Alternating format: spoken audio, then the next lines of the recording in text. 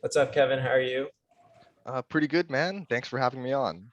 Thanks for coming. And James, for all the listeners, I probably mentioned this in the intro, but James is also co-hosting. So James, if you want to say hi.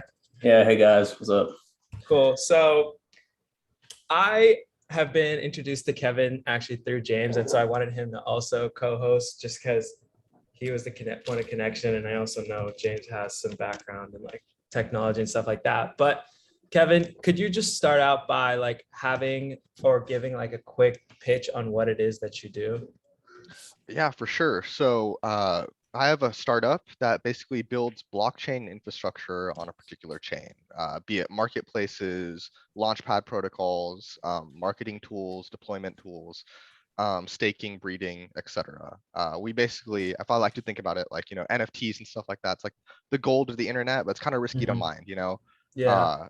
Thinking back to like gold rush days, like like less than 3% of those miners struck gold, but the people who made it rich were like people selling blue jeans, the people selling shovels, stuff like that. So that's kind of Yeah. our goal. We're trying to sell the tools to the miners, Okay. get That's that money. actually that's a really interesting analogy. I think it's a really good one. Was this like did you begin by first getting into NFTs and then you were like, wait, everyone's on this. Maybe I should like start to sell that shovel or like whatever. Yeah, so it's kind of interesting. So first I was a non-believer, right? My roommate started trading NFTs. I was like a typical boring stock finance kid, right? And then like meme stocks became a thing. I hopped on GameStop, stuff like that. And then my roommate is a good friend of mine, Kevin Lee, started trading NFTs, and he was like turning like mad profits relative to like my slow returns Mhm. on stocks, and like it kind of got me thinking. And we're talking, and then he made me drink the NFT Kool-Aid and try it myself. And then I was able to see like some quick instant returns in the crypto world, and that kind of like made us realize that there is money to be had here, even if like it's not the most logical or makes the most sense. There are people or enough consumers who are interested in the market to where you can make Yeah. money. So then we basically were like, okay, we're college kids, we want to make some quick dough, want to get some stuff. So we're like, let's launch our own NFT, man. Like how hard could that be? So Mhm. we started in about October, and we started grinding that stuff out, coding smart contracts. I was on the art, and then like just trying to figure out all the features that our NFTs wanted to do. We didn't Mhm. want like just typical like JPEG images. That to me still doesn't make a lot of sense. Like I think there's a lot of use cases for blockchain, which is what we're trying to shift the company into now. But back then, we just wanted to make a quick buck, and it kind of just snowballed into this. Yeah. Okay. There's a lot to unpack right there. So just to start out, when you like first got into it, and like even I guess with your stock market stuff, I think like a lot of people our age or like at least in kind of like the bubble we're in, like CS business at school, like does get into like the stock market. Like I think that's like a really common thing at our age. But like is this money you're just trading from like money you've made in the past that you've like built up, or was this just like from a regular job that you had? The money that I was trading at first was, yeah, just a regular internship I had, working between freshman year, stuff like that. And then I just wanted to, yeah, I was really interested in stocks, like Mhm. I've always been like a huge like data guy, and like Yeah. quant finance was something that interested me. And obviously like whatever stuff I did was nowhere near related to like what quants actually do. I was just using like basic Python scripts to Mhm. do some random stuff, and then I felt smart, and then I'd put my money, and sometimes I'd win some, sometimes I'd lose some, it Yeah. is how it is. But Gotcha. that's kind of how I got the ball rolling. So, so when your friend like kind of brought up the NFT thing more and more, was this like with your first trades and things like that, was this like you going into a position with like an amount of money that you usually wouldn't compared to the stock market, or was this like you played it like safely the same way you did with like trading on the market? um I'll be honest, I was a little bit reckless. Uh-huh. NFTs, right, they have a little bit more higher buy-in price to some stocks. Some stocks they're like really cheap, Yeah. 20 30 Yeah. dollars right? NFTs, Ethereum, like you're already dropping like 500 Mhm. $600, stuff like Yeah. that. So the buy-in prices, I think, if we can call it that, was a little bit higher. But Mhm. um Like I how do had you, yeah, go ahead. like I already had seen the returns that like he was getting, flipping Yeah. things for like literally thousands of dollars profit like within a 1 day return or stuff like that. Yeah. And then the first thing we actually minted to just kind of test the waters was actually a free mint. So it was like literally just $10-15 for gas fees to get like a free NFT, and then being able to flip that for like, 5-6 times that value, kind of like made me more confident enough to invest more capital into it. Cool. Um, that's really interesting. And yeah, I think like a lot of people want to make that jump over, or at least like try to like dip their fingers in the water and stuff like that. What like would you tell someone who has been like interested in the market, kind of knows about the NFT space? Like what convinced you? Like I know you said the numbers, but like was there anything else you looked at that you were like, okay, like this is why I'll like put in this much money in the like NFT space? That's an interesting question. I'd say for me, the timing had to be right. Like right now, the stock market's gone down, Mhm. crypto's gone down, everything's going down. So Yeah. I would be a little bit wary if you want to get started right now. Mhm. I don't. The crypto market is like super diverse. There's so many different chains that some could be popping off still. Like I've heard like different chains like ICP is still like growing like 6-7% whatever like that, even though it's down overall, right? So like there's certain chains that are popping off right now. So if you want to do your research, definitely like don't just go in blind. Mhm. Don't always just follow like hype creators. A lot of times what I realized launching my NFTs is these creators will literally you pay them like $50-$60 and they'll make your thing look like the hypest thing possible, even though like it's not going to Mhm. perform well, right? It's like uh really just kind of do your own research on that. And then maybe wait a little bit till the market's a little bit better before you want to jump straight into it. Yeah. So Kevin, from your experience, like we clearly see that there's like a risk to be had in the crypto world, especially compared to like the stock market. I mean, both have their own risks, but like as you mentioned before, you didn't believe that NFTs were like anything that were going to blow up like to the magnitude it has. So, what would you tell like new investors like looking to get into crypto, looking to get into NFTs? Like how? What would you say? What would your message be to them? My message to new investors is I mean, with anything like stocks, options, tradings, crypto, you honestly got to have balls of steel, right? It's gonna go down some points. You kind of just got to live through the cycles and stick through it. You really got to have nerves. I think like I know how frightening it was, when I'm losing like you know X amount of money, thousands of dollars like per day when the market is just going down. But you kind of just got to stick with your gut, stick with your intuition, and ultimately stick with your strategy. Don't go in blind. Have a strategy and you got to be able to adapt, but like don't completely just change up the game. You got to have a little bit of faith, trust, and pixie dust, I guess, to make sure it goes to the top. Interesting. Yeah, that makes sense. And I want to talk about that strategy stuff a little bit more. I understand, like, I think with finance, there is like a very set, like, whether that's quantitative or even like just fundamental research wise, like in terms of strategy. What like is a strategy you used early on in like the NFT space to like get like the returns you did? Because you mentioned like, oh, just if like an NFT is hype, that doesn't matter because you don't know if that performs well. Like, what do you look at to think or to make a judgment that the NFT will perform well? Okay, so let me rephrase. Hypeness is what really matters, right? But there's a difference between fake hype and real hype, right? So Okay. Yeah. there's a couple different analytics that I used to look at. I'm making it sound like cooler than it was. Basically, just check out your Twitter, their Discord, Mhm. stuff like that. And like some Discords have like 10,000 members. You're like, oh, this is gonna sell out like instantly, right? Mhm. But then you like look at the actual responses to announcements and stuff like that. They're getting 20, 30 reactions tops within like the first couple hours. Like that's not good. And one thing I came to realize when we were launching our NFT is the amount of bots that exist in the NFT space is ginormous, along with like so many different like what I think of as like Ponzi schemes of like, okay, if you invite like 10 different people, you get whitelisted, right? So just artificially inflates the numbers. Everyone's trying to get whitelisted, but they don't really care about the project, right? So you Mhm. really just got to see that base like user consumer communication like interaction with the people, getting the retweets, getting the likes relative to their share of like followers or whatever like that. And if you see like a lot of that happening, then like there's a lot of activity. There's actual people behind the screens, that are gonna click mint on that day versus not. And like ultimately you want the collection to sell out, right? Like when a collection sells out, the price is gonna rise up Yeah. um, for you to flip, right? If it's not sold out and you list Uh-huh. your thing on the marketplace, like why would I buy your thing for 15 times the amount that I could just mint, you know, the remaining one, right? And Yeah. have my own luck of the draw there. Gotcha. Okay, that's really interesting. And yeah, I do want to switch over to like you beginning to launch your own one. Just on a time scale, like did you choose to launch your own before or after you had decided to build like the infrastructure aspect and sell those like shovels? It was before. That's kind of Okay. like our dipping toes. Like we Okay. weren't really like fully all in.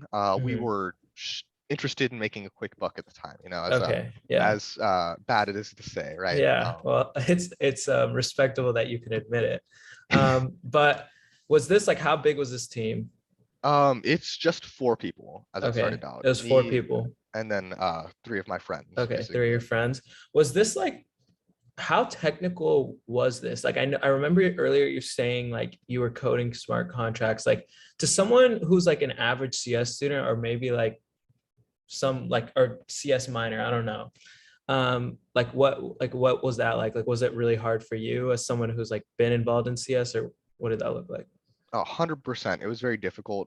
So I'm a full disclosure MIS major and math major. Okay. So All I'm right. what I call like a diet CS major. You know, Uh-huh. I work around it, can skip around some of the classes like OS, things I don't want to take. Yeah. Um, but when we started, it was pretty technical, and ultimately it depends on the chain you're working on. Things like Ethereum, Solana, they have enough backing and infrastructure technology to where now you don't have to be technical, right? You can just draw some dope art and like use one of their CLI tools or something like that. When we started, the CLI tools on Solana, which is called like Candy Machine, wasn't really available. It wasn't available, right? Wait, So could we you were could you what is CNI? CLI. It's command CLI? line interface tool, basically. Okay. So like it I, allows you to run a command on your command line, and then it okay, will all like right. take care of the smart contract stuff. Gotcha. Okay. Yeah. So sorry. Yeah. Just stop me if I say any like No, you're random good. jargon. I kind You're of forget. good. So yeah, that didn't exist at the time. So we started making our own, you know, smart contracts manually. We had to learn Solidity to do that, stuff like that, which is a smart contract coding Mhm. language. Yeah. But then like right when we were getting done, they dropped like that tool, which meant that all of our hard work had gone for nothing because it would be so much easier Mhm. to just easily mint it, right? And we kind of saw that as like a threat, right? Because anyone with dope art skills could then instantly like mint their entire collection, and like the market on like Solana, which we were Mhm. initially going for, would be completely oversaturated. So we decided to like flip gears and check out a new chain that we had read about a lot, called ICP, and like you know, it seemed like valuable, but like the only interesting thing is that zero infrastructure really existed, right? Like you had to go through like large monopoly corporations that like minted everything for you, long application time, stuff like that.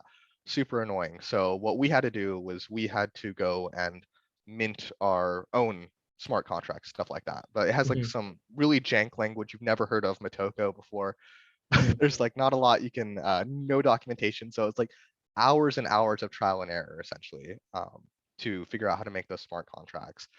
And we sunk a significant amount of time. I'm not proud to admit it, but you know, like our grades kind of went a little bit down because we were investing a little bit too much time into this. But I think in the end we were able to pull it off, and then had enough time to pull back our grades through finals. Thankfully, are a large percentage of grades. So yeah. So Kevin, you mentioned like you're pretty much like a pioneer in making smart contracts on the ICP like blockchain. So like how did you balance that with your schoolwork? Because like your team is what 4 people you said earlier. So how did you manage to balance all that work while in school, and like how did you find time along with your peers to build this entire system?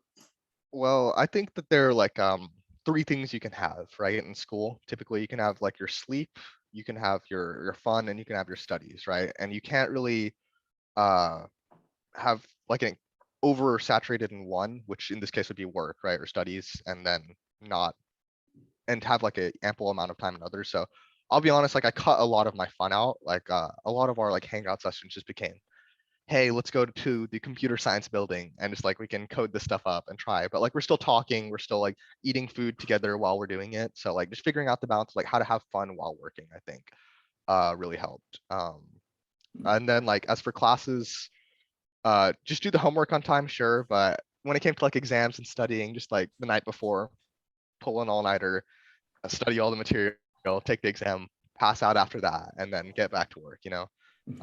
Not the healthiest thing. I wouldn't recommend it. I think there are definitely better solutions that you can go through. I just wasn't smart enough to see it back then, but yeah. Yeah, I see that. Yeah, your team probably like had to like put in like many hours into this company to get it going. Like, do you think you're at a point where you can maybe like hire like new workers or new employees to maybe like take some load off your shoulders? 100%. You know, we're already looking. We already have a couple of employees right now. We've been contracting a lot of people to do like a lot of the work that uh, you know, I'm not particularly best at, like front end skills for websites and stuff like that. People that we think could do it better, and like obviously that takes us less time, right? Because I'm not good at it, so it takes me super long to get something that doesn't look good, but like, you know, is functional, versus someone who's like an expert at it who can like get it done in like literally 10 hours versus something that'll take us 30.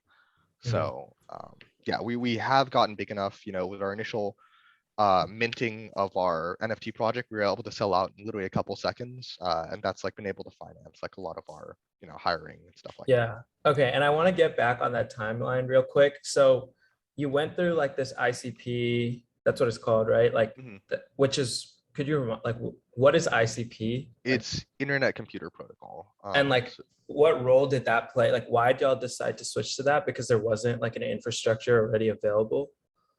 Mainly we didn't realize that when we first joined. That was just like kind of a happy byproduct. That's what I'm saying. Like it's like, unfortunately, like a lot of this is like pure luck. I'm not like some master tactician when it comes to this, right? It's, we happen to be in the right place at the right time. But it just, there weren't NFTs because there was no infrastructure, right? And like we didn't really see beyond that like why there weren't a lot of NFTs. We just thought it was because it's a new chain. It was actually started you know, I think by now a little over a year ago, so it's like very new, right?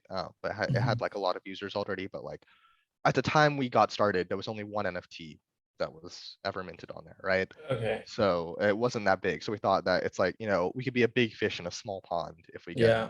stuff done there. That was kind So of the idea. once you switched over, like, what was that? Like, what did you exactly do? Like, did you start like started like, so, okay, so you're coding those smart contracts, right? Like, Mhm. after you've done, you were done coding the smart contracts, like, what happened next? Well, it was kind of like more of like a parallel type thing. So like we take breaks from, or I would Okay. take breaks from like doing coding. They're Mhm, called canisters on ICP. It's a mhm, little bit different. It's like a smart contract, but you can also store data like images and stuff like that. So it's a little bit more efficient. So like first, you know, you go and you learn the space, then you start like learning how to code the language, then you start coding it. But we needed art to do it at the same time, right? So like in parallel, I'd take breaks, and also in class, I'd like doodle. But like we weren't like 100% in, and we didn't have like a lot of like capital to get started. So I had to use like a lot of jank tools, yeah. and make like a lot of interesting choices I think paid off. Like Mhm, I'm a huge fan of like pixel art, right? yeah. So like our NFT was pixel art. Mhm, But one of the main reasons for that is like I don't have like a tablet with a pen that I can draw like really nice art on, and I'm not like the most artistically talented. mhm, And like through the iterations of like the layers, like when I was making the NFTs, right? Like individual layers, you'll see like some of them look like, they're kind of mid, you know, and then some of them look like really cool. And that's just due to mhm. the like me growing using the tool. But like I had to use like some open source software called GIMP, which is like a Photoshop Linux like clone type thing. Gotcha. Um, so So yeah, it's a bit of like, you know, balancing both of those. was like, is the art like something that you're keeping anonymous, or could we talk about like what like the NFT look like? Like right now I think it's best to keep it Okay, anonymous. no worries. Yeah. All right. So now like I'm like starting to get to this point where I'm like really curious about like the marketing aspect of it and how you actually made it like a successful launch. And I heard you earlier say that it did sell out really quickly. So could we like on the first day, like how did y'all start marketing it? Like what was the first marketing step y'all took? Okay, so we did the basics. We made a Twitter, we made a Discord, you know, we made there's like specific things on ICP. So ICP is interesting. Their Mhm, claim to fame is essentially they can host Web3 apps at Web2 speeds, right? So they have like their own like Reddit and stuff like that, that we got on and like made posts on. And it was kind of sad. Like our first day, like we always hear about like these success stories of like startups and stuff like that, but like you never think of like the ones that don't pop off. mhm, And like we honestly felt like that. So we made all our posts, we made our announcements on all those things. We added, you know, whatever people we wanted to. mhm. And for like the first 5 hours or so, like it was just depressing. Like no, like maybe got like 3 members on our Discord. So when y'all 100 followers. posted it, this was still before y'all actually released it, right? It was just like Yeah, it was prior. And yeah, because how long had y'all been working on it up till this point? I think we had put about a month of effort into this. So we started in Okay. October, and I think we Uh-huh. started like marketing like early Okay. November. Wow. Yeah. So you know, it wasn't like the biggest. It's not like we sunk Mhm. like a year into this or anything like that. But it was still kind of like, sad at Yeah. first. Let me Yeah. like Definitely. uh cry my tears of joy. I play the world's smallest violin, right? Mhm. But then randomly, like after like 4 or 5 hours, like this one guy off of the Reddit clone, right? Just kind of like saw it there, and then he retweeted us. And then this guy was like hype, right? And he was like, hey, like check this out. I'm doing my own research, but this looks cool based on what we promised on our timeline. And Mhm. then after that, like it came flooding in, right? And then Really? we had like I think like 1,500, 2,000 members on our Discord Wow. by the night's end within 24 hours. So like it was insane. The So growth. this guy who tweeted it just like had a bunch of followers and was like well reputed. Yeah, like he's Okay. someone who's like, like super like into ICP, super into the Okay. NFT space. He has a Uh-huh. lot of credibility there. So Gotcha. couldn't have done it without him, honestly. So, But okay, that was like after the first day, you probably slept with like 2,000 people having eyes on your project. yeah, essentially. Or depending, I think I woke up with that because like we like posted at an odd time because we wanted Mhm. a lot of the people on there like your Eastern European, Russian, Okay. Chinese, Yeah. stuff like that. Yeah. So like Okay. 5 a.m. is like their most active time. But yeah, we woke Gotcha. up to like outpouring of support and a lot of people interested. And then like Mhm. we tried being like super hands-on, saying hi to everyone, responding to everyone, stuff like that. Yeah. Um, but Yeah. I have no experience like managing a community. I've never been Uh-huh. a Discord moderator or anything like that. So it was a tough learning curve, right? Of figuring Yeah. out how to do that.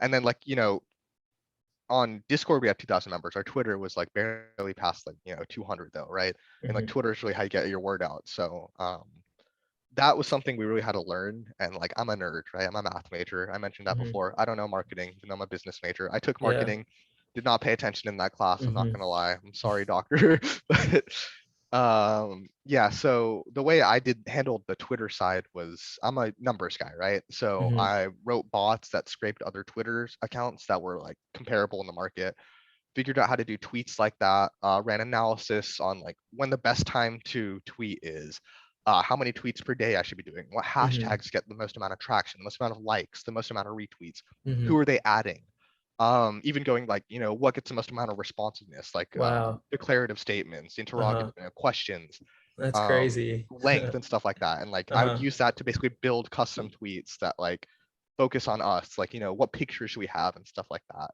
Like a huge amount of data analysis, just like pouring into that. That way I can make Uh-huh. like what I thought were like good enough tweets because, I'm not good enough or smart enough in my eyes to like, figure out the marketing humor and stuff like that. The NFT Uh-huh. space, crypto space, they have like a very weird sense of humor. So like getting a hold of that's like a bit of a learning curve, I'd say. I feel like I've heard a little bit of the humor, but like, so just like looking at this data analysis and then like tweaking the tweets you made, like you were seeing results doing that. 100%. Oh, Like wow. before, like we would barely be getting like any followers and stuff like that. But then Mhm. after doing that, we'd get like 60, 70, sometimes 100 new followers a day on Wow. Twitter. And obviously there's the network effect where like if people Uh-huh. see you hype, Yeah. you're growing, whatever like Yeah. that, then they're going to join. So I'm not going to take, full credit for that being my pure like weird data marketing scheme. But Uh-huh. I think it definitely significantly helped for sure. No, that's cool. Like in and of itself, I feel like you could have made that like its own like course or something. But okay. Anyways, so how long were you growing up the marketing pre-launch? Like how many days was that? So we started in November, right? And then we ended up launching in around January. So Oh about wow. 2 months or So so. so y'all were marketing for longer than like the actual development part? I mean, we were still developing Oh alongside yeah. marketing. Okay. Like, we just didn't want to like have to finish everything and then it Uh-huh. market and then like it tanks. We Okay. wanted kind That of like makes to sense. know the Yeah. security, and that like Mhm. helped encourage us, to work harder, put late nights. Like our Christmas bake was non-existent. Like, I had a friend like on our team. He literally took a vacation to Hawaii but would still hop on late at night and like be coding and stuff like that. And we'd be having meetings and like strategy meetings and like bug debugging, stuff like that. Like, so Gotcha. yeah, it was like we sacrificed a bit of our breaks, whatever, but I think Mhm. it was still a fun learning experience for sure, and like good to have. Yeah, and you mentioned a good point about like once you like essentially like validated it while you were developing it. So like you knew like there was something at the end of the road to all this work. And like I've seen other people who have come on the podcast say something similar where they come up with like an approach strategy or like a go-to-market strategy prior to like the product even being launched. So you know like this time and effort would be worth it. And I think that's like a great approach. And I commend you for that too. I mean, Um, yeah, I mean, it's not like my really idea. Like a lot of big companies, like I kind of scammed it from yeah, them. I yeah, think like yeah. Amazon, if I'm correct, like they, or maybe Apple, they like make a press release before they even start like doing their like Mhm. development of the thing, just to be like, Yeah, okay, here's like our go to market, here's our press release, this is all the functionalities we need to have by that. And like it kind of, puts the yeah. flagpole at the end, it gives it like a goalpost. So Mhm. yeah, I kind of took that idea and ran with it. No, that makes sense. Okay, so marketing went on. Was it just sticking to Discord and Twitter, or were there any other creative ways you guys tried to spread the word? Um, Mainly Discord and Twitter, and then also, like I said, that Reddit clone. Like, we would basically cross post everything. If we made a Discord announcement, we'd make a Mhm. smaller version that we can fit into like the 280 character tweet or whatever like that. And then we'd make like the larger version that could fit on like the giant Reddit post Okay, afterward, whatever like that. Just kind of gotcha. like figuring out how to like coordinate all of those. Uh-huh. That's crazy. So by the end, like, do you remember how many followers you had, or like how much like the account had grown and stuff like that? Um, so like on our Discord, we had about like I think 8,000 at our peak. It's Okay. kind of fallen off since, but Hmm. Twitter, I think like a couple thousand, like well over 2,000 too. Wow. Okay. And then the Reddit one, like you don't really have followers, you just have like Yeah, reactions, yeah, whatever like yeah. that. And Okay. then we had a TikTok for a bit too. That's one creative thing we tried doing. Uh-huh. I And think we how'd got that like go? a pretty badly. Like Okay. obviously like maybe that's like the cringe things that we were posting Uh-huh. on there, but also like our members, like they're a lot of them I realize are like fully grown adults, like they literally talk Yeah, or like I them was gonna kids and stuff say. like that, right? Yeah. So they're not weren't biggest fans. They literally like told us like after our first or second post, like, bruh, stop doing this. Like Yeah. it's not gonna work. We're like, okay, fine. You gotta really cater Well, to your market or audience. yeah, no, but it's good that you tried. I Exactly. I Yeah. respect that. So okay, let's go to January, and I guess y'all are, like hyped like a week prior to you launching it. Like, what was like the sentiment on the team? Like, how are y'all feeling? Like the same, or was there like an excitement, or were y'all like skeptical? Um, the sentiment on the team, so we were like very, very nervous, honestly, right? Mhm. Because our competition, right, is PhD students. We're a bunch of undergrads. We haven't even Yeah. graduated yet, right? And we're like trying to do this from scratch, essentially, something that Mhm. hadn't been done before on the chain. So we didn't know if it would work or not. We'd done preliminary testing, stuff like that, but you Mhm. can't test, like 8,000 people Yeah. buying your thing, load balancing. There's like a lot of issues that could happen. Mhm. So we were like really super duper nervous, honestly, Yeah. relative to exciting. And like I think when we launched, classes had already started. We had to postpone our launch by a couple days, Mhm. because the marketplace that we were trying to partner with like wasn't responding, whatever like that. So we had some issues there. But yeah, like classes were already in full swing. I remember when we launched, like I was sitting in my real analysis class, just Yeah. on Zoom. I didn't go in person that day, Mhm. and then I was just like listening in, but like not really paying attention. And like I think that was the first day of class, I think, for that class. So she's giving her Yeah. introduction. I felt really bad. But like this was like kind of my go-to photo, Yeah. Yeah. full butterflies in the stomach mode. Mhm. Okay, so then y'all launch. Like, what happens? Like through the first hour, 5 hours. Like, go walk through that. So we ran into a couple technical issues, Mhm. but we were able to like solve those like as quickly and efficiently as possible. And then, all our NFTs did sell out. We ended up overselling, if that makes sense. Like we sold NFTs that weren't there, which was an issue. Uh-huh. So we had to go tackle that problem. How But many? How many like did you have? Did you say that people would be able to mint? we had a collection of 10,000. Okay, and they all sold out. Yeah, And this was like within how much time? within like 45 seconds or so. Like Wow. our systems got like super spammed. Like Uh, I'm confused. If there were like 8,000, or I don't remember the exact number you gave, or I think you said 2,000 followers on Discord. How did 8,000 people, or sorry, 10,000 people like find that? so we have like 8,000 people on Discord, right? Okay. So, All and right. like Okay. there are people like we were looking at it, they're whales, you know, like one Mhm. guy literally bought like 200 for Okay. himself or stuff That like makes that. So sense. Yeah. like Yeah. that definitely helped a bit. Okay. That's crazy. So 45 seconds. Do you want like how much does that make? Like how much did that make the project? I mean, at the time, like, you know, like 700,000, but like, you know, Wow. crypto market has shifted dramatically Yeah, now to where definitely. it might be pennies relative to that. Uh-huh. But yeah. Okay, that's still insane. So this was like 700,000 between who are the stakeholders? So like the four people on your team, and then like I also don't fully understand how when you launch a project, does the person who launched the project make money? Like how does that work? Uh, Like wait, what do you mean? let me rephrase. Like so your team launched this project, right? Yeah. Okay, wait. So y'all made $700,000 in 45 seconds because Yeah. so the money went to y'all, Yes. but it only is like, is it liquidated at that point? Like in ETH, I No, guess? no, it's No. like it was an ICP, right? Or whatever, like Uh-huh. Solana or Ethereum, right? So then you have to go to like Coinbase or something like that Okay. and then Okay. I liquidate it gotcha. yourself. But All right. you know, So mhm. just don't do that all at once, right? Or like That's like a rug pull, right? uh, Would that be considered a rug pull? rug pull is like you kind of just abandon the community. But I would say Uh-huh. like at least in the US, you know, taxes and stuff like that. Okay. That's like all capital Okay. gains. So you're gonna Gotcha. lose like a significant portion of that. Okay. So I'm sure 45 seconds in, like y'all were popping bottles of champagne, or No, what was we like were the like next? stressed because like I said, they kept on selling, but they're not there to sell. So we're stealing money Okay. at that point, right? So we had to Okay. go and like figure out how to return refunds, who needs refunds, stuff like that, how to Uh-huh. automate that, stuff like Would it that. was So it not possible to like mint more? uh I mean we could have, right? But then that's like goes against like kind of the philosophy of like we had a 10,000 collection, so we Okay, promised we don't want to do that. So that's we'd true. rather, That's you true. know, just keep to our word. It also like Uh-huh. kind of devalues the fact that like, okay, it's 10,000, but if there's actually 11,000, then like, you know, Okay, the yeah, other that's is less true. valuable, That's it's true. just less rare, whatever like that. So after you figured those problems out, like at what point, like how long did it take, like figuring out all like the problems, like how long did that take, like ironing out any like It loose? was actually a pretty long process because like we get like a significant bulk of that, right? But there were always edge cases that would come and message us like days and like one time even like over a week after, right? Uh-huh. So like it was honestly like low key depressing for that week because like it Uh-huh. didn't go as we planned, right? But like we learned to power through it and like just own up to our mistakes, right? To our community, and then you know, just like make the best out of it essentially.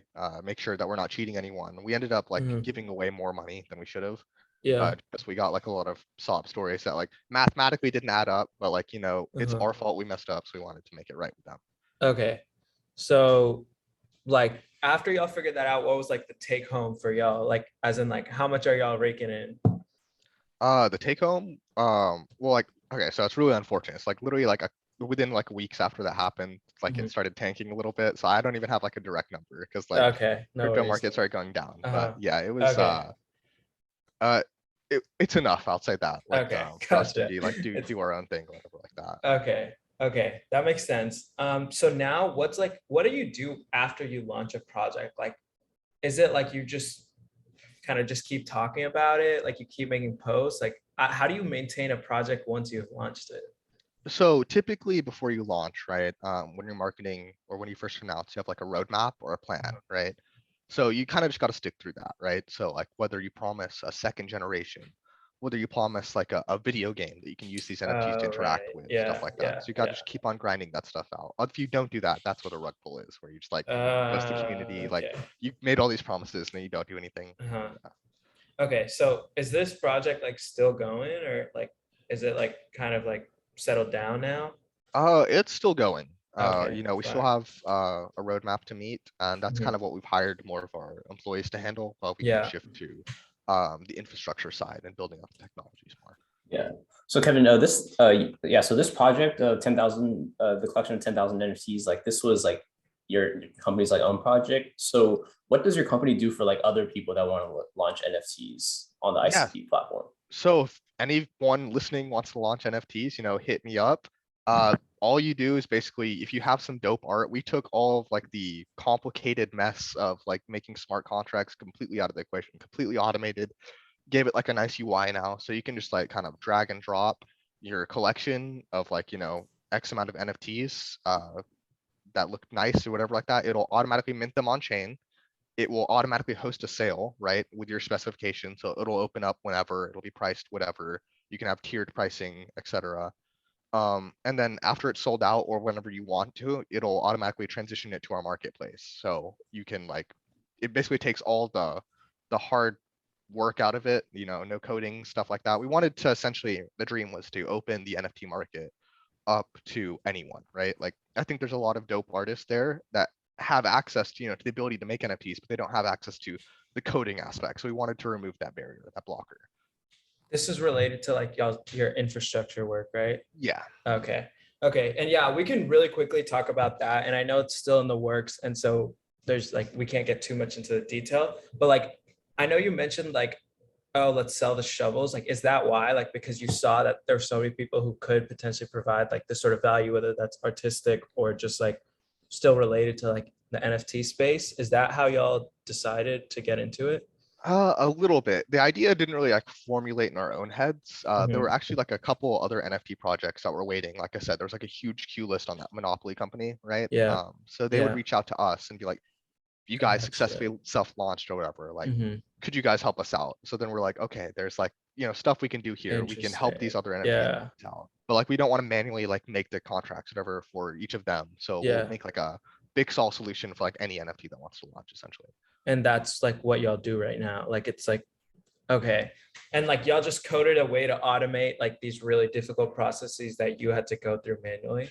Essentially, yeah. Okay. Wow. So like, what's the future? So like, yeah, we can like kind of start tapering down and wrapping this up, but I kind of want to know just in general, like, first of all, is this the same team from the like the NFT project, or is Yep. this a new okay. So what is like, what do you see like the long-term goal being here? Like, is this like you want to make it into a full like standalone business? I think you said you already have employees, so I assume yeah.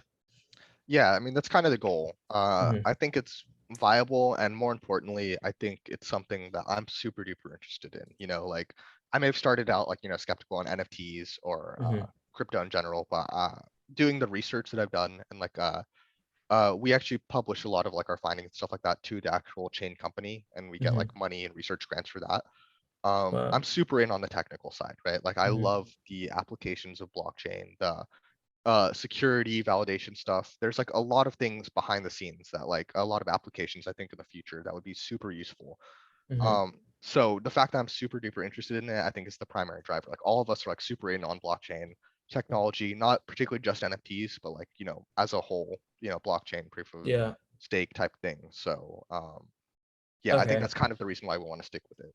Cool. And like, to someone who has always like, I guess, who the situation you were in, like maybe like earlier in like September, October of last year, I guess, where you kind of knew about the NFT space, you even had like friends who are in it. Like, what would you advise them to do? Like, because like, what advice would you give to someone who like knows or believes that it will be the future, but doesn't necessarily know how to get involved in it, or like potentially even invest time and like money to get returns off of it?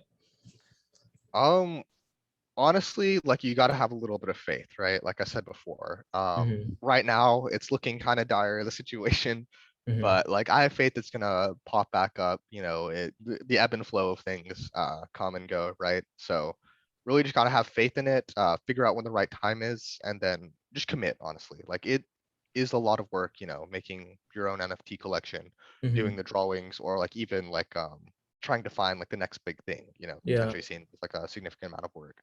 Mhm. But just stick with it, honestly. Cool. Yeah, no, that's good. But yeah, I think those were all the questions I had. So usually at the end of every podcast, we give a chance for the person who came on or the guest to like give any plug or like any shout out to like I don't know, their own Instagram, their company's Instagram, or just give like some words of wisdom at the end. So if you have any, like, now's your chance. All right. I mean, my Instagram is at Kevin knows all, NOSE. Hit me up on there. And like, if you want to launch an NFT collection, just slide into my DMs. They're always open.